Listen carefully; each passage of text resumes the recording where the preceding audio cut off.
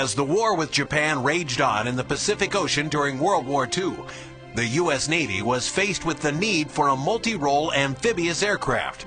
The aircraft's main purpose would be as an anti-submarine bomber, but the aircraft would also have to be able to play roles as a convoy escort, along with reconnaissance and search and rescue missions. After reviewing many designs from different competing aircraft builders, the Navy opted with the design proposed by Consolidated Aircraft, and the PBY Catalina was born.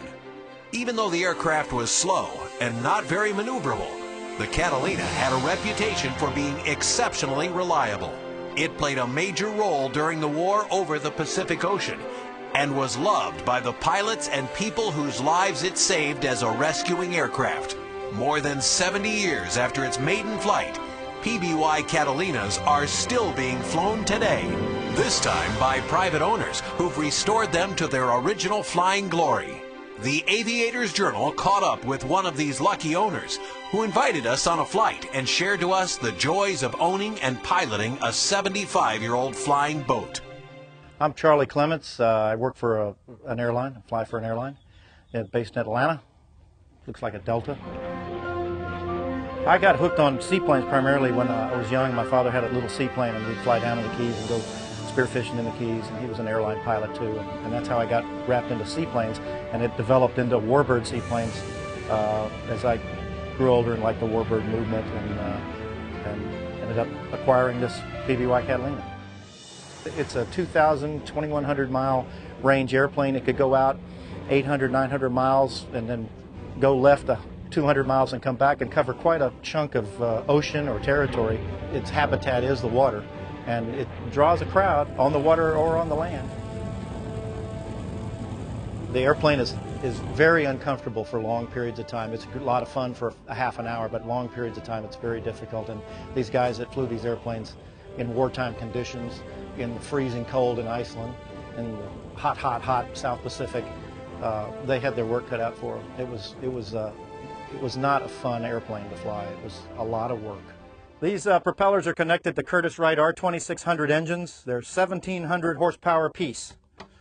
This is the compartment right behind the cockpit. The two pilots sat right here. And this was the navigation compartment, the radio compartment. It's been stripped out from the World War II equipment and lightened up. We have basic airliner seats in it now. This is the bow hatch. I'm bringing it out and setting it aside. This is where our intrepid photographer for the in-flight shots stood. I think the soul of this airplane is its heritage. Basically, it's linked with the past, and its rarity now makes that all the more poignant, I think, because people come to the air show and the guys that knew it, they start to cry, and the young kids, it's just a brand new looking airplane. In World War II, there was another machine gun turret. It was a rotatable turret up here with 1 or 2 machine guns in it, depending on the model. And when the aircraft became civilianized, they took the turret off because it created too much drag.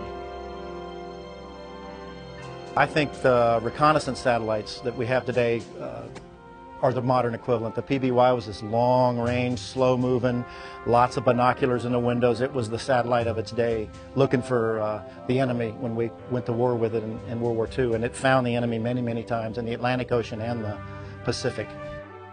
I like telling other pilots that have some idea of aviation that it's like flying your house around half full of water, which is basically what it's like. It's very ponderous, and it will go where you want it to go, but you've got to give it time.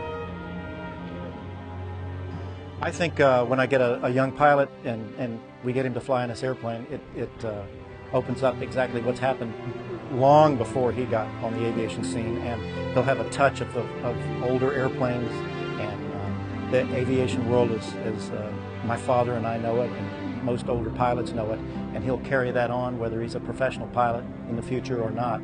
He would at least have a brush with history.